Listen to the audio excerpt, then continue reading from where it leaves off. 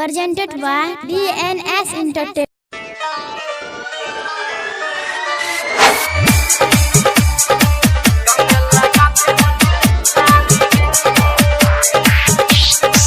Mixed by Sonu Kushwaha, Thekaha Bazaar, Motihari.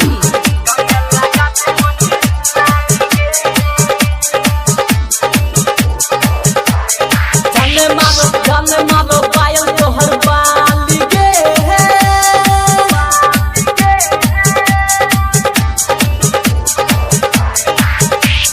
जाने मारो पायल तोहर बाली गे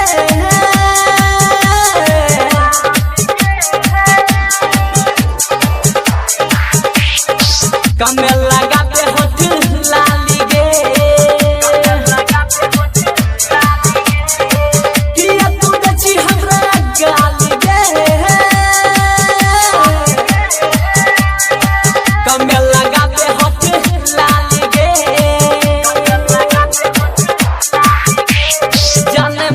पायल तोहर बाली गे कमे लगाबे होठ लाली गे सपना स्टूडियो दिल्ली।